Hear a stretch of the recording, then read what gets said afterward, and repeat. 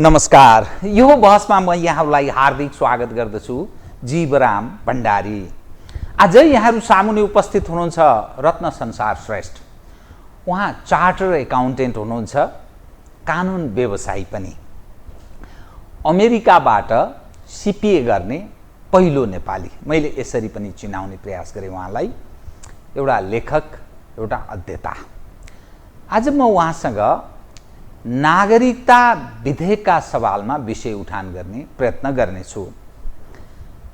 नागरिकता विधेयक प्रतिनिधि सभा र राष्ट्रिय सभाले पुनः प्रमाणीकरणका लागि राष्ट्रपति कहाँ पठाएको छ।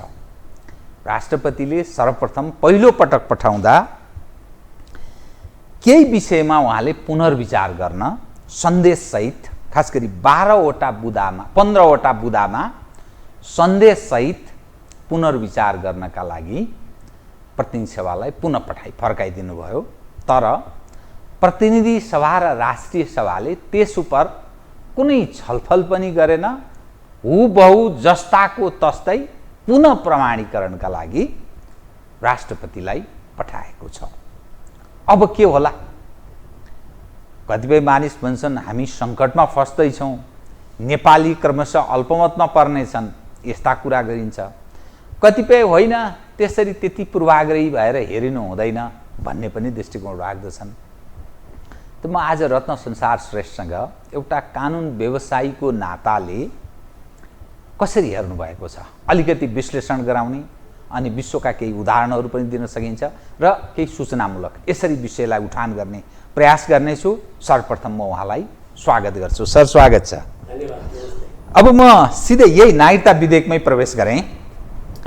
प्रतिनिधि सभा र राष्ट्रिय सभाले राष्ट्रपतिको ध्यानाकर्षणलाई अर्थात् पुनर्विचार गरियोस् है भन्ने जुन सन्देश थियो 15वटा बुदामा छलफल गरेन। हुबहु फेरि जस्ताको तस्तै, अर्थात् त्यसो गर्ने भने जस्तो त्यो राष्ट्र प्रमुख उप त्यो खालको भावना व्यक्त भएको देख्यो, खास गरी शासक पक्षहरूका तर्फबाट, त्यसको वरिपरिका प्रतिनिधि सभा सदस्य, राष्ट्रिय सभा सदस्यहरूबाट। अब के गर्ने? अब राष्ट्रपतिसँग तीनटा विकल्प छ। जस्तै एउटा त संविधान त उहाँ बाध्य हुनुहुन्छ प्रमाणीकरण गर्न, किनभने दोस्रो पटक आएको हो। दोस्रो, उहाँ नैतिक बन्धनमा पर्नुभयो। उहाँ आफैले 15 बुदा किटेर पठाउनु भएको सन्देश संसदले, प्रतिनिधि सभा र राष्ट्रिय सभाले पूर्णतः उपेक्षा गर्यो। त्यसैले उहाँले नैतिकताको आधारमा राजीनामा गर्नुपर्छ, प्रमाणीकरण गर्नु हुँदैन। र तेस्रो विकल्प भनेको संवैधानिक व्यवस्था अस्पष्ट छ। राष्ट्रपतिलाई चाहिँ सन्देशसहित फिर्ता पठाउने अधिकार छ र पुनर्विचार गर्नुपर्छ भन्नेको कुरा हो। तर अब संसदले पुनर्विचारको गरेन। अब यो के भने पुनर्विचारमा यसो हेरेर ठिक छ भने फिर्ता गर्नु र उहाँले पठाउनु भएको जुन 15वटा बुदाहरू त्यसमा व्यापक छलफल गरेर उहाँले उठाउनु भएको बुदा गलत सिद्ध गरेर त्यसकारण हामी यही पठायौँ भन्ने अधिकार थियो।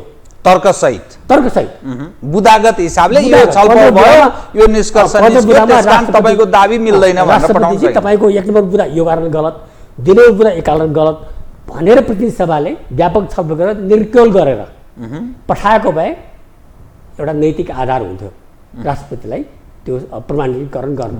बाध्यात्मक अवस्थामा, किनभने खण्डन गर्यो नि। भन्नुहोस् न जीवरामजी, तपाईँले एक थोक भन्नु, मैले खण्डन मुण्डन गरेँ भने अब मैले त तपाईँले मान्नु पर्यो। यो अवस्था भएन। त्यस कारण तेस्रो विकल्प उहाँसँग के छ भने यो संविधान आफै अस्पष्ट छ। संविधानमा संसदले पुनर्विचार गर्नुपर्छ भनेको छ, तर सन्देशमाथि विचार गर्नुपर्छ कि पर्दैन भन्ने कुरा अस्पष्ट छैन। सन्देशले उपेक्षा गर्न पाइन्छ कि पाइँदैन? एउटा यो चाहिँ सन्देशलाई, राष्ट्रपतिको सन्देशलाई उपेक्षा गरियो, त्यो जानाजान गरियो। त्यो त ठाडै तपाईँको अपमानजनक तरिकाबाट गरियो। जे भने पनि गणतन्त्र भने पनि राष्ट्रपति भनेको राष्ट्र प्रमुख हो, उहाँलाई कुनै पनि अधिकार छैन, त्यो ठिक हो। तर उहाँले जब 15वटा बुदागत सन्देश दिनुभयो, उहाँको जुन राष्ट्रपतिको स्थान अनुसार देशको प्रमुख प्रथम नागरिकको हिसाबले त्यो संसदले विचार गर्नु पर्थ्यो। त्यसकारण अब उहाँले सर्वोच्च गएर यो संवैधानिक व्यवस्था अस्पष्ट भयो मैले पठाएको सन्देश, मैले पठाएको 15 बुँदामा संसद छलफल गर्नु पर्छ कि पर्दैन थियो। अब संविधानमा त्यो कुरा किन्न पर्यो। राष्ट्रपति यदि सन्देश पठायो भने संसदले छलफल गर्नु पर्दैन कि त संविधानमा भन्नु पर्यो, कि संविधानले भन्नु पर्यो छलफल गरेर खण्डन गरेर फेरि पठाउनु पर्छ भन्नु पर्यो। अब यसमा अलिकति स्पष्ट गरिदिनुहोस् त। जस्तो यहाँले के भन्नुभयो भने संवैधानिक व्यवस्था अस्पष्ट छ अर्थात् प्रष्ट छैन भन्नुभयो होइन। अब सर्वोच्चमा जाने को जाने? राष्ट्रपतिले आफै सर्वोच्चलाई गुहार्ने कि र तत्पश्चात मात्रै प्रमाणीकरण गर्ने कि वा सर्वसाधारणका तर्फबाट सर्वोच्चमा च्यालेन्ज गर्न जाने कि के गर्ने? अब कसरी जाने अघि बढ्ने भन्ने तपाईको सर्वोच्चमा च्यालेन्ज गर्न हामी जाँदैछौँ। जाँदै हुनुहुन्छ? हामी सार्वजनिक हितको प्रश्न उठाएर जाँदैछौँ। त्यो हामी नागरिकको काम हो, त्यो हामी गर्दैछौँ। म आफै बहस गर्न जाँदैछु सर्वोच्च अदालतमा, त्यो छुट्टै कुरा हो। अब यो चाहिँ हामी नजिर हेरौँ। राजा वीरेन्द्रले पनि यही नागरिकता सम्बन्धी विधेयक सर्वोच्च पठाएका थिए, नजिर त छ नि। हो, त्यति बेला चाहिँ संविधानमा राजाले अधिकार थियो सर्वोच्च पठाउने, अहिले छैन, त्यो म मान्छु। तर संविधान व्यवस्था नै तपाईँको अस्पष्ट भयो। राष्ट्रपतिले दिएको सन्देशमा संसदले छलफल गर्न आवश्यक छैन, उपेक्षा गर्न मिल्छ, अपमान गर्न मिल्छ, त्यो पनि त मिलेन नि। त्यसकारण राष्ट्रपति जानुपर्छ। संवैधानिक व्यवस्था अस्पष्ट भयो भनेर राष्ट्रपति आफै जानुपर्छ। राष्ट्रपति आफै जानु पर्यो, प्रमाणीकरण नगरिकन जाने। अफकोर्स राष्ट्रपतिले अब राय माग्नु पर्यो। अब हामीले त रिट निवेदन दिन्छौँ, त्यो भिन्दै कुरा भयो। राष्ट्रपतिले चाहिँ अब सर्वोच्चको राय माग्नु पर्यो, राय लिनु पर्यो कि यो संवैधानिक व्यवस्था अस्पष्ट भयो। अब यसमा सर्वोच्चको धारणा के? यो जुन राष्ट्रपति जस्तो गरिमामय पदको व्यक्तिले, प्रथम नागरिकले दिएको सन्देश संसदले उपेक्षा गर्न मिल्ने कि नमिल्ने? अनि राष्ट्रपति पद हटाउनु त किन राख्ने? त्यसैले राष्ट्रपति अन्यथा राष्ट्रपति भन्ने पद किन राख्ने? यो त पैसा खर्च गरेर। अब उनी बाटो आयो भने 8-10 गाडी अगाडि पछाडि लगाएर बाटो जाम पारेर रोकाउँछ, किन गर्ने? एउटा सम्मान त हुनु पर्यो नि। फेरि यो अर्थात् यथास्थितिमा राख्ने हो भने यसको तुक छैन। राष्ट्रपति भन्ने के अर्थ भयो र? अर्थ भएन। त्यसैले अहिले मुख्य चाहिँ यो हामीलाई आधार टेको जग्ने के भने जुन संवैधानिक व्यवस्था छ त्यो अस्पष्ट छ। त्यसमा चाहिँ राष्ट्रपतिले दिएको सन्देशबारे संसदले छलफल गर्नु पर्यो नपर्ने भन्ने कुरा लेखिएको छैन। त्यो लेख्नु पर्यो र भन्नु पर्यो होइन संसद छलफल गर्न आवश्यक छैन, त्यो पनि संविधानमा हुनु पर्यो।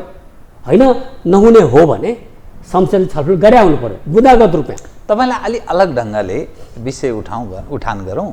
म पनि सामान्य कानुनको विद्यार्थी, तर मैले व्यवसाय चाहिँ गरेको छैन। उस समयमै मैले पनि बिएल गरेँ।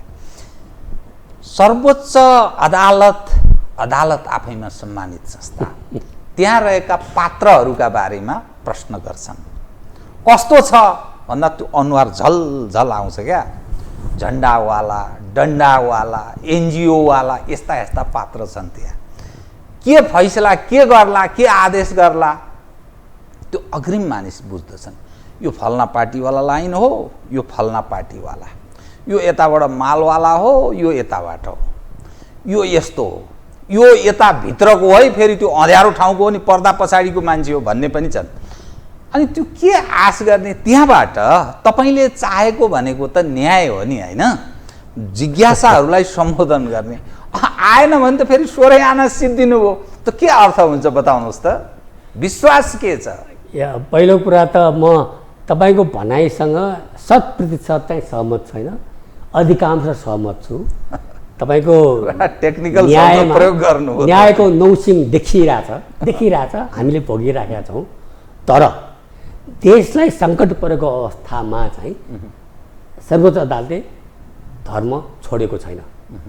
जसरी हेर्नुहोस्, ओलीजी आफैले नियुक्त गरेका न्यायाधीशहरू रहेको सर्वोच्च अदालतको इजलासले ओलीजीको काम असंवैधानिक त भन्यो। संसद विघटन दुई पटक। हेर्नुहोस्, देशलाई सङ्कट परेको अवस्थामा चाहिँ फेरि यसमा लिनु छैन नि। हेर्नुहोस्, अब अन्य नलागोस्, मलाई यो अदालत अपेलेर मुद्दा नलागोस्, लागे पनि म अब सामना गरौँला। अब यो नागरिकता चाहिँ देशको लागि संवेदनशील विषय हो। तपाईँले पृथ्वीमा नै भनिसक्नुभयो, नेपालमा नेपाली नै तपाईँको के भन्छ माइनोरिटीमा पर्ने अवस्था आइसक्यो, अल्पमतमा पर्ने अवस्था आइसक्यो। अब यसमा कसैले घुस दिने सम्भावना छैन।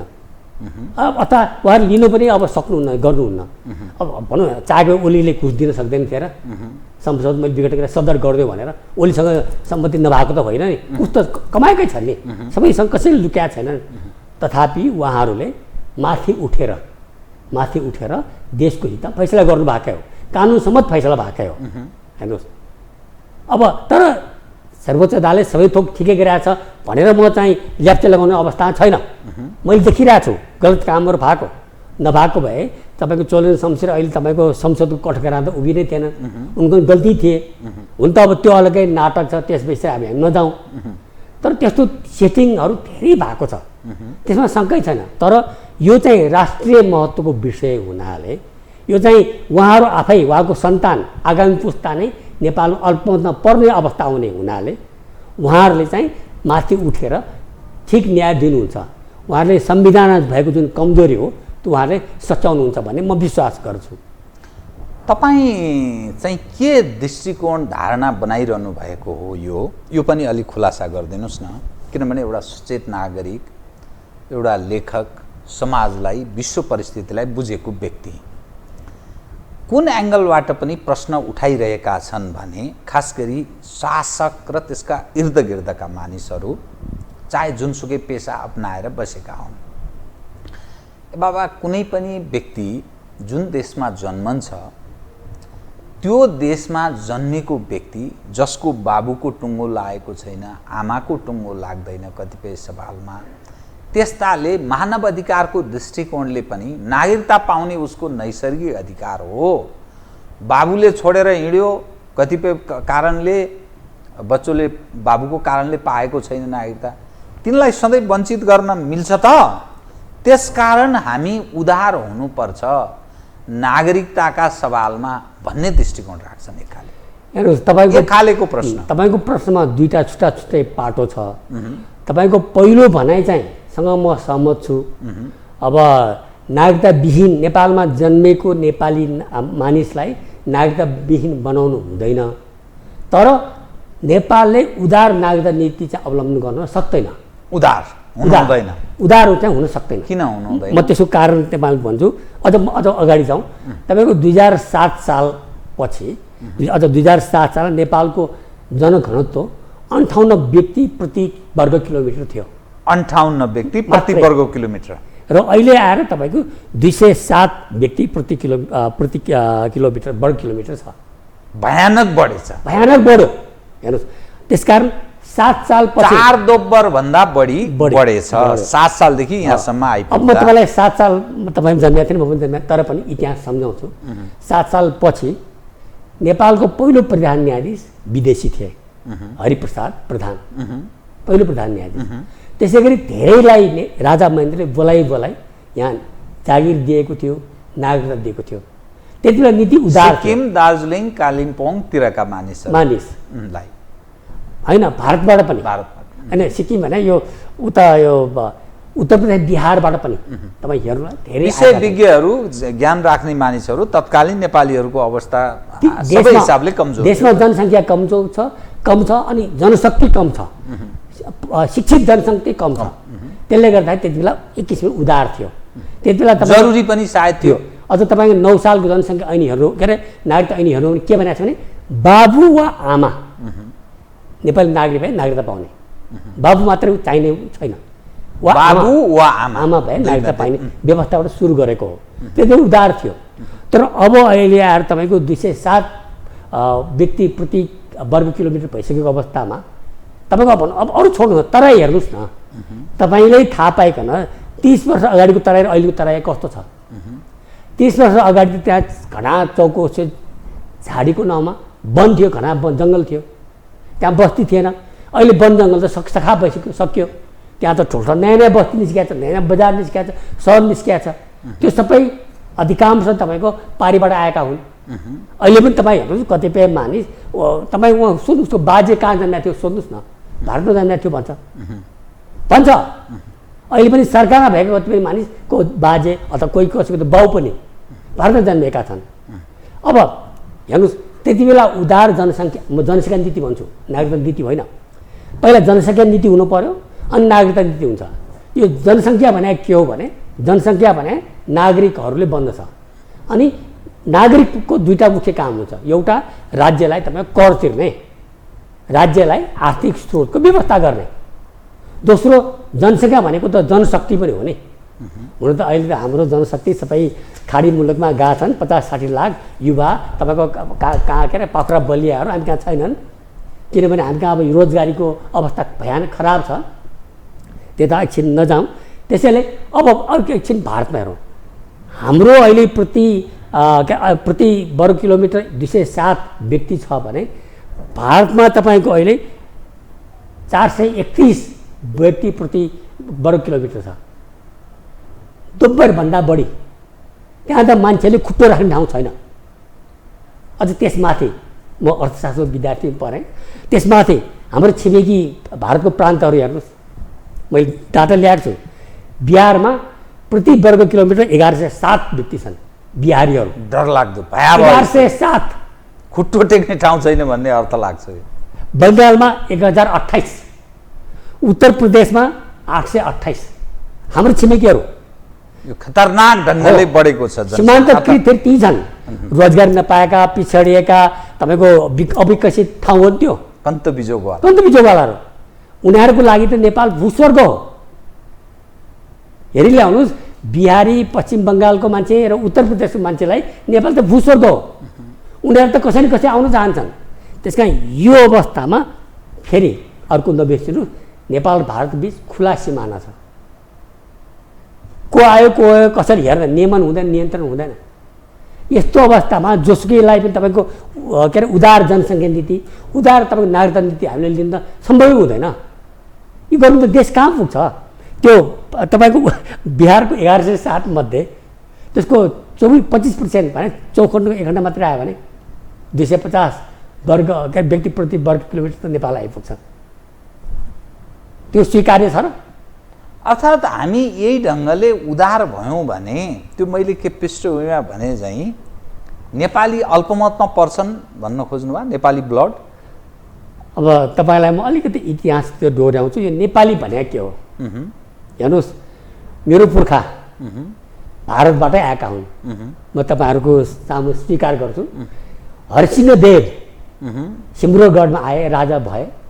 उनी भारतमा तपाईँको बाटो पलायन भएर आजभन्दा 1000 वर्ष अगाडि आएका हुन्। त्यसपछि काठमाडौँमा आएर तपाईँको जुन मल्ल राजाहरू भए हाम्रै पुस्ता पुर्खौली हुन्। नेपाली भनेको यो तपाईँको डेमोग्राफी हुन्छ नि, त्यो डाइनामिक हुन्छ। राम्रो बडा नयाँ डाइनामिकबाट तपाईँ वास्तवमा मानव जातिको उदय अर्थात् जन्म नै कहाँबाट भयो भन्ने एउटा विषय भयो। त्यसपछि चलायमान हुँदै संसारका विभिन्न ठाउँमा बसे आप्रवासन हुँदै रह्यो। त कहिलेदेखिकोलाई त्यो देशको खाँटी भन्ने, कहिलेदेखिकोलाई चाहिँ यो चाहिँ होइन यो बाहिरबाट आएको के भन्ने यो एउटा फेरि जोडौँ न। यो काठमाडौँ उपत्यका जहाँ तपाईँ म बस्छु नि, यो त जलाशय सरोवर थियो। को थियो र यहाँ? कोही थिएन। माछा थियो नि, माछा थियो, साँप थियो नि। यो कुनै समय उपत्यकामा कोही थिएन, बाहिरबाट आएकै हुन्, सबै बाहिरबाट आएका। त्यसैले जनसङ्ख्या नीति भने कस्तो हुनु पर्यो भने अबदेखि चाहिँ हामी नीति उधार दिन सक्दैनौँ, भन्नु पर्यो, रोक्नु पर्यो ठ्याक्कै। अब उतिखेर रोक्या भए म रत्न सर नेपाल काठमाडौँ भने इन्डियामा कहीँ हुन्थ्यो होला। अब त्यही कुरा तपाईँको अब शाहहरूलाई भन्नुहोस् न। पृथ्वी शाह आएको होइन, मल्लहरूलाई तपाईँको धपाएको होइन। जयस्थिति मल्ल त कहाँ पुग्यो के अरे होइन, जयप्रकाश मल्ल कहाँ पुग्यो, रणजित मल्ल कहाँ पुग्यो? उनीहरू पनि त गोर्खाबाट आएका हुन् नि। तर त्यसो भनेर गोर्खा फर्केर जाऊ भन्ने कुरा आएन नि, मलाई भारत फर्केर जाऊ भन्ने कुरा आएन नि। हो, त्यसरी जनसङ्ख्या नीति बनाउनु पर्यो। जो के तपाईँले जो भारत भन्नुभयो यसको अर्थ के नेवार जसलाई भनेर बुझिन्छ नि, त्यो श्रेष्ठहरू के भारतबाटै आएका हुन्? हेर्नुहोस्, यो नेवार भनेको पनि एउटा अहिले मान्छेहरू समग्रमा एउटा स्टेट हो। यो जाति ब्राह्मण, क्षेत्री, वैश्य, शूद्र सबै छन् नेवार कम्युनिटी। र तपाईँको हिन्दू पनि छन्, तपाईँ बौद्ध पनि छन्, अझ मुस्लिम पनि छन्। त्यसैले अब नेवार पनि तपाईँ हेर्नुहोस्, अब तपाईँले मेरो वर्ण हेर्नु भएको छ, म अलिक कृष्ण वर्णको वर्णको छु, मेरै समेत गोरो वर्णको छ। भने मतलब उनको पुर्ख्यौली सायद अलिक उत्तरतिरबाट आएको हुनसक्छ, मेरो पुर्ख्यौली त पक्कै पनि दक्षिणबाट आएको हो, शङ्कै छैन। तर यो चाहिँ मेल्टिङ पट हो, यो काठमाडौँ मेल्टिङ पट हो, मेल्टिङ पट, सबै आएर मिसिने, सबै आएर मिसिने। भन्नुहोस् अब मेरो पुर्खाको भाषा नेवारी थिएन, हामी त हरिसिंहदेव हामी भारतमा भारतीय कुनै भाषा बोल्थ्यौँ, तर यो खाल्डोको भाषा नेवारी थियो। हाम्रो पुर्खा यहाँ आए, यहीँकै भाषा, यहीँकै संस्कृति, यहीँकै परम्परा अवलम्बन गरे। यसको अर्थ हरिसिंहदेवको सन्तान भनेपछि यसको अर्थ क्षेत्री वर्ग, यो श्रेष्ठ, मल्ल, अमात्य, प्रधान, राज भन्ने हामी त क्षेत्रीय हुने, अनि जोशीहरू ब्राह्मण हुने, नेवारमा पनि छ नि, तपाईँको 4 वर्ण छ, ब्राह्मण, क्षेत्री, वैश्य, शूद्र छ, सबै थोक छ।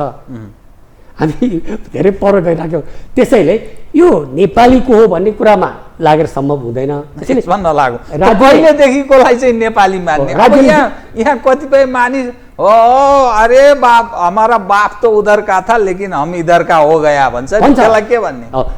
त्यसकारण अब यो एउटा भन्नुभयो, अब आज पर्यन्त योभन्दा अगाडि आउने भएकोहरू नेपाली भए, उहाँलाई हामी स्वागत गरौँ। अब त मधेसीको कुरा गरौँ न, तपाईँले भने त मधेसी नै भाषा प्रयोग गर्नुभयो। अब यहाँ के नबिर्सिनु, मधेसमा पनि 2-3 पुस्तादेखि बसेका छन्।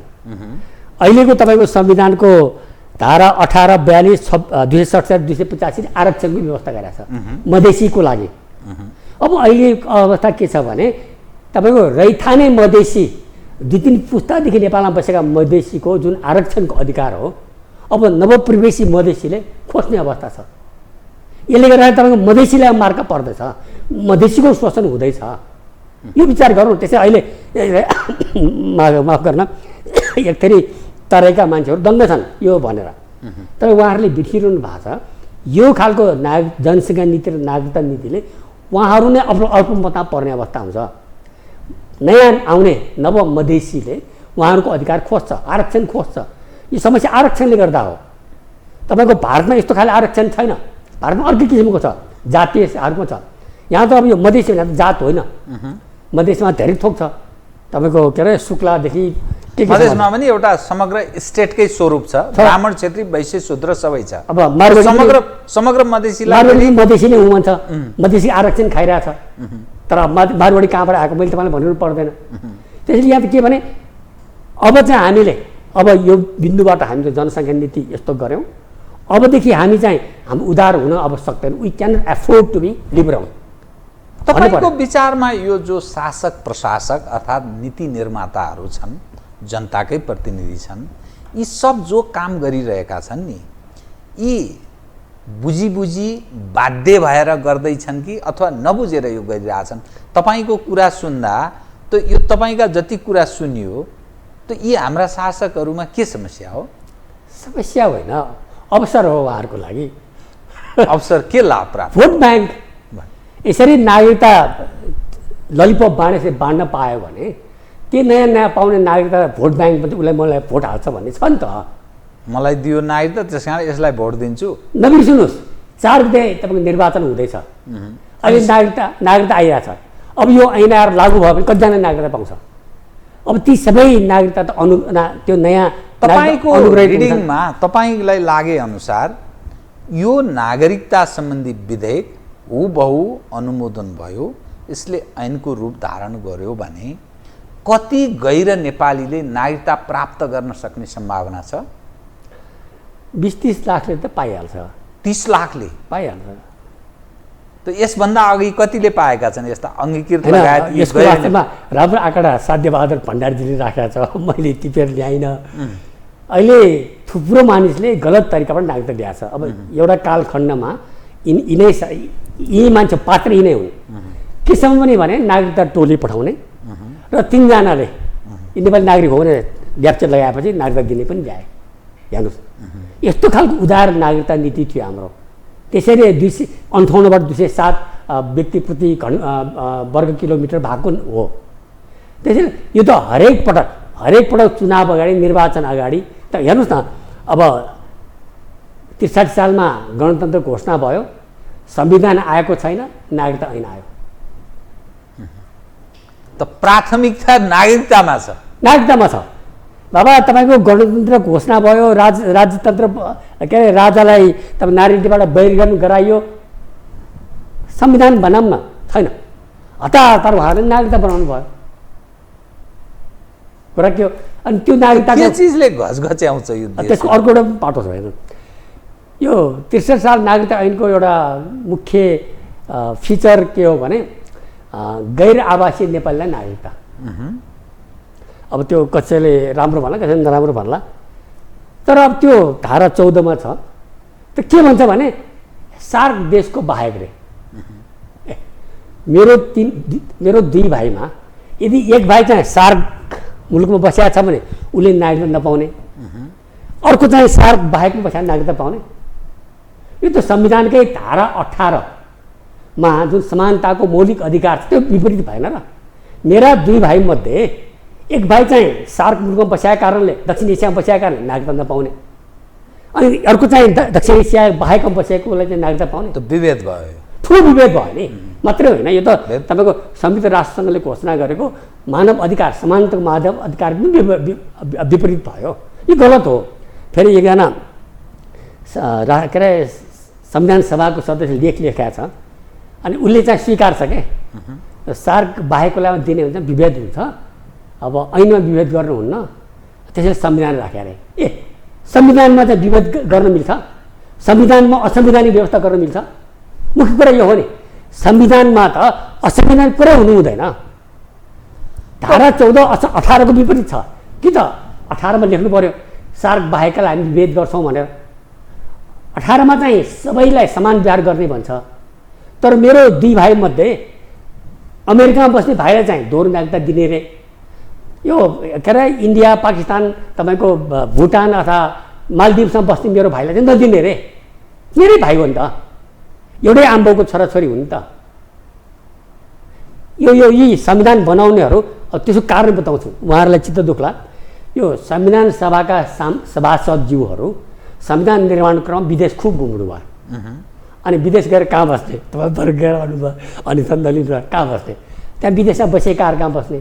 उसले अब तपाईँको के अरे आतिथ्य गर्छ, घुमाउँछ, ओर्छ, तपाईँको कोसेली पात पनि दिन्छ, अनि भन्छ खुसुको कानमा नागरिकता दोहोरो त चाहियो भनेर। अब तपाईँको भारत सार्कमा बस्नेको क्षमता छैन, उनीहरूले भनेन।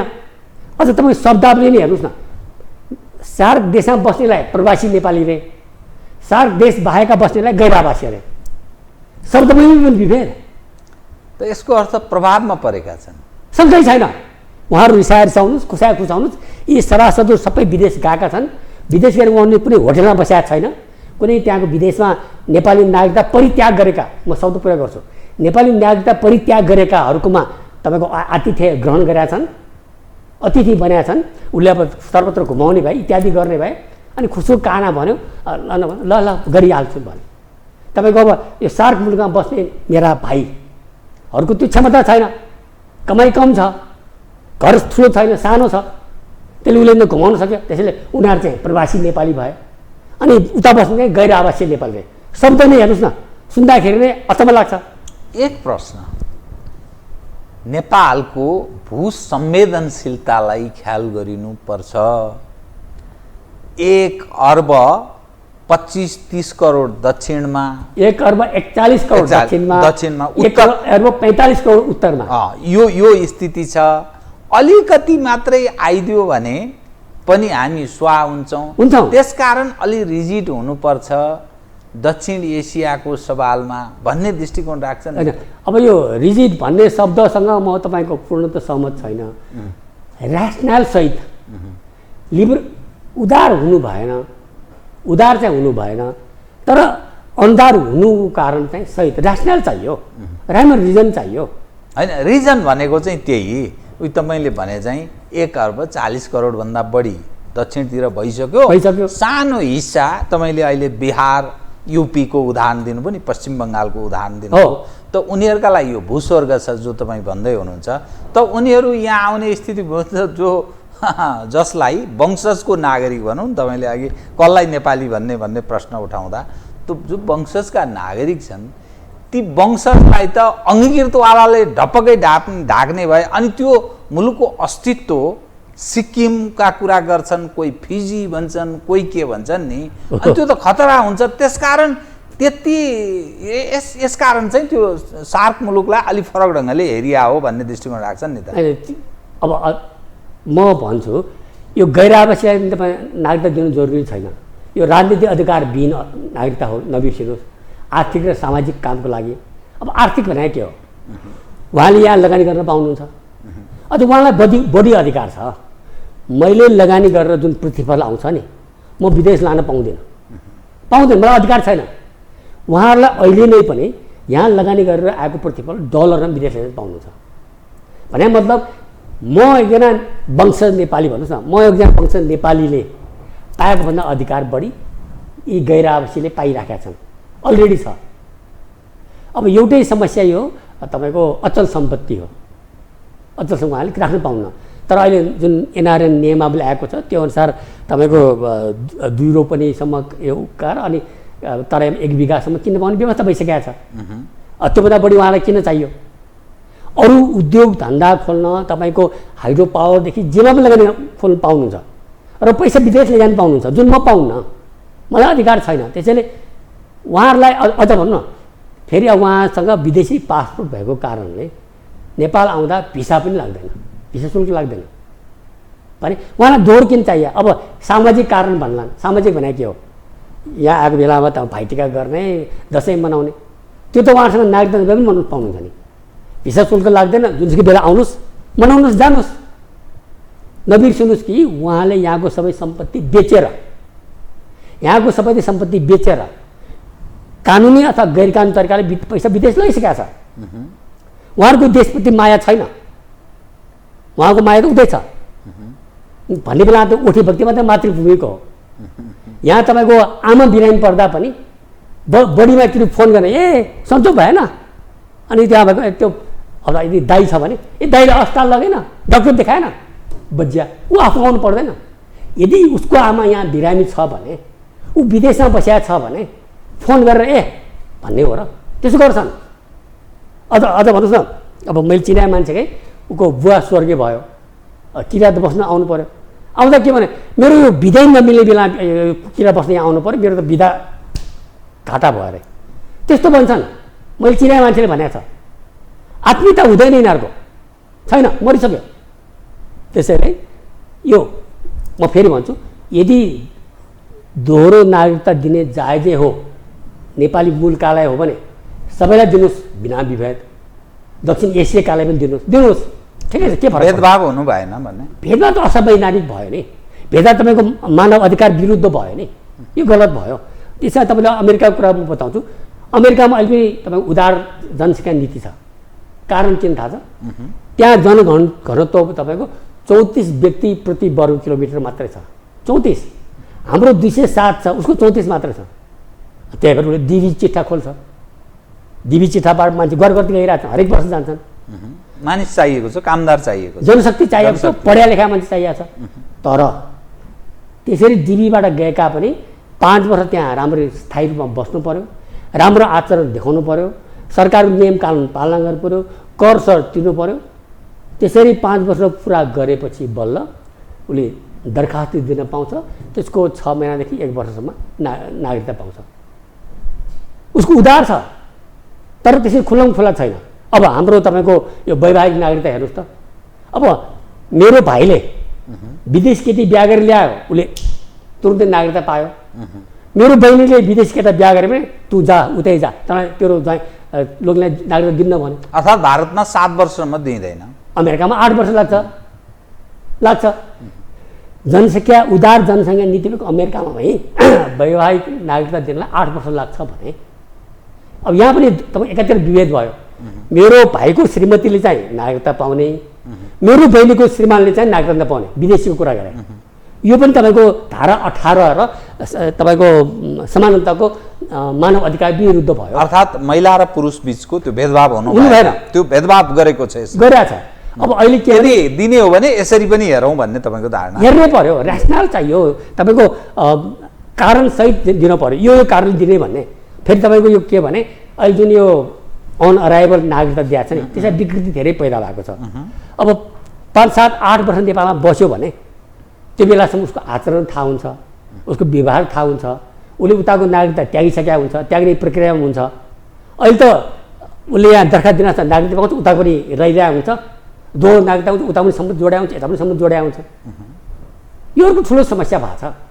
त्यसले गर्दाखेरि नागरिकता नीति उदार हुनुहुन्न, तर धेरै कठोर हुनुहुन्न, एउटा नियमसँग तर्कसङ्गत हुन पर्यो र असंवैधानिक हुनु भएर मुख्य कुरा। संविधानमै तपाईँको समानताको अधिकार व्यवस्था गर्ने अनि संविधानमै तपाईँको व्यवस्था गरेर के अरे विभेद गर्ने, यो संविधान लेख्नेहरूको चाहिँ तपाईँको ठुलो कमजोरी हो। 3 वटा, एउटा वंशजको नागरिक, दोस्रो अङ्गीकृत नागरिक, तेस्रो दोहोरो नागरिकता प्राप्त। यो जुन विषय छ नि, त्यो वंशजको नागरिक र अङ्गीकृतलाई त्यो अधिकारको सवालमा र दोहोरो नागरिकतावालालाई दिइने अधिकारको सवालमा यो कसरी ख्याल गर्ने? मुलुकले के जिम्मेवारी पुरा गर्नै पर्छ? के जस्तै फेरि सजिलोको लागि उदार जनसङ्घ नीति भएको नागरिक अमेरिकै कुरा गरौँ न। अमेरिकामा अङ्गीकृत नागरिक राष्ट्रपति हुन पाउँदैन, उपराष्ट्रपति हुन पाउँदैन।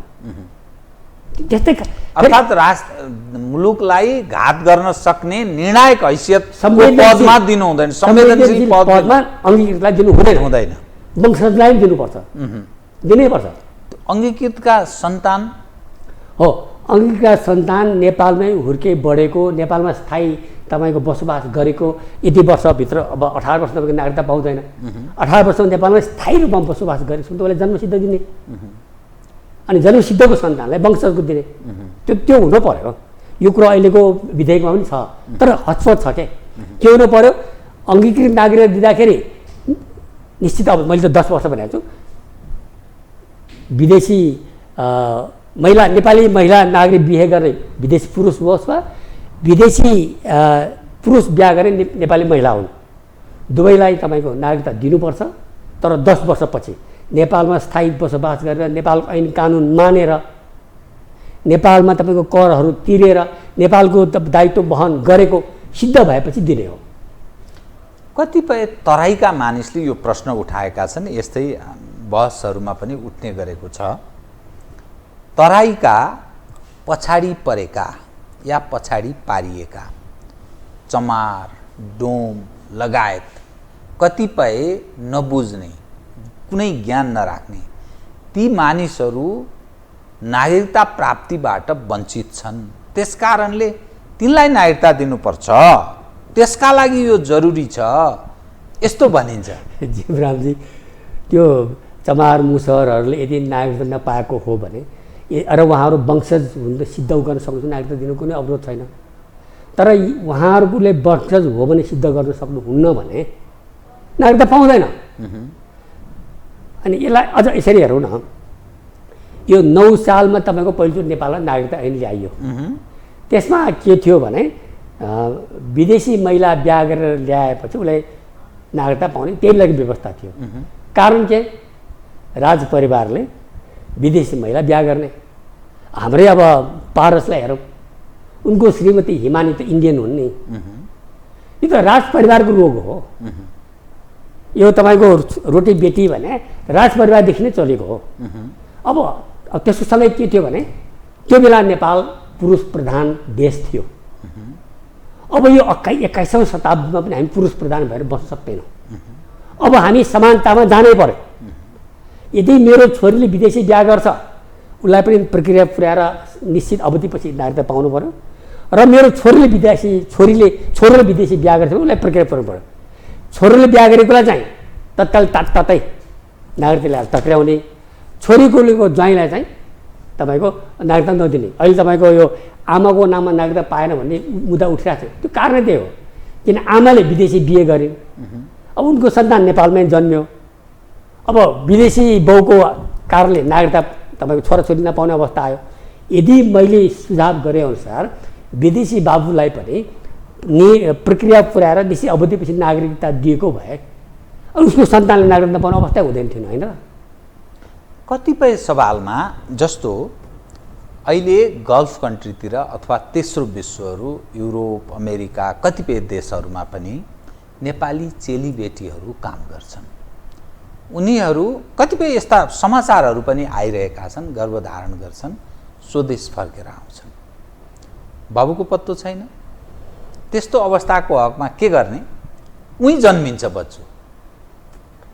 अब त्यसबाट तपाईँले के बुझ्नुभयो त भने ती देशहरूमा उदार नागरिकता नीति छैन, यो नबिर्सिनु। तर जन्मियो, अब के गर्ने? जन्मियो ए बाबा, अब त्यसको लागि त नेपाल राज्यले त्यो देशसँग लड्न पर्यो नि।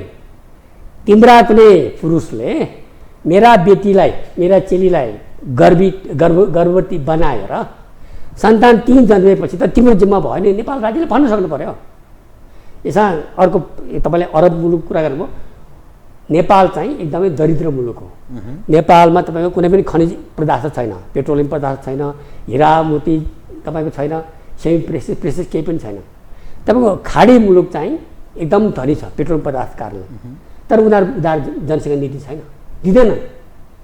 त्यति धनी देशले पनि उनीहरूको कठोर जनसङ्ख्या नीति छ। तर यो जुन अववादको अवस्था हो, नेपाली चेली बाध्यतावश रोजगारीमा विदेश गइन्, अब त्यहाँ अब स्वेच्छाले अथवा कर कापले उनी गर्भिणी भइन् र सन्तान 3 जन्म्यो भने त्यसको नागरिकता त्यो देशबाट लिइदिने जिम्मा त यो राज्यको हो नि। राज्यले अडान लिनु पर्यो, भन्नु पर्यो नि मेरी चेलीले तिम्रो देशमा जन्मायो, तिम्रो देशको पुरुषको बच्चा जन्मायो भने तिमीले नागरिक दिनु पर्यो, भन्नु पर्यो नि। नेपालको जिम्मा होइन नि त त्यो देशको जिम्मा हो। ती चेलीले नेपाली चेलीले त्यहाँ गएर श्रम गरेकी छिन्, त्यो देशको विकासमा योगदान गरेकी छिन् भने ठिकै छ। तिनी गर्भिणी भएनन्, तिनले बच्चा पाइनन्, तिनीहरू काम गरेर फर्किन्छन्। तर तिनी गर्भिणी भइन् र बच्चा पाइन् भने त्यो बच्चाको जिम्मा त त्यो राज्यले लिनु पर्यो र त्यो गर्भिणीको पनि जिम्मा लिनु पर्यो, आमाको पनि जिम्मा लिनु पर्यो। त्यो चुस्नेसम्म चुस्ने, उसले सकेसम्म उसबाट काम लिने, तपाईँको मजदुर पनि एकदमै थोरै दिने, अनि बच्चा जन्मेपछि नेपाल फर्काउने। यसमा त राज्य अडान लिन सक्नु पर्यो। तर दुर्भाग्यवश हाम्रा नेताहरू जिजु हजुरी गर्छन्, लम्पसार पर्छन्, केही बोल्दैनन्। यो पछिल्लो घटनासँग म कार्यक्रमको अन्त्यतिर आएँ कि पटक पटक नागरिकता वितरणसँग सम्बन्धित विषयलाई उठान गरेर हरेक पटक आउने राजनीतिक परिवर्तनहरूसँगै यसलाई प्रधानताका साथ हरेक काम नागरिकता वितरण, यो के अर्थ हो यो बताइदिनुहोस् त। यसमा त सोझै यो तपाईँको निर्वाचन अगाडि अथवा कुनै पनि कालखण्डमा अब म प्रधानमन्त्री भएको बेलामा तपाईँहरूलाई नागरिकता दिएँ, त्यस कारण तपाईँहरूले मलाई भोट हाल्नुपर्छ भन्ने नै मान्यता हो। त्यही नै हो नागरिकता नीतिमा त तपाईँको जस्टिफिकेसन, रासनल, प्रिन्सिपल, सिद्धान्त हुनु पर्यो नि। जनसङ्ख्या नीति बनाउनु पर्यो, त्यो अनुसार हुनु पर्यो नि। त्यो त छैन। हरेक पटक अब देउबाजी प्रधानमन्त्री हुनुहुन्छ, उहाँले नागरिकता नीति ल्याउनु भयो।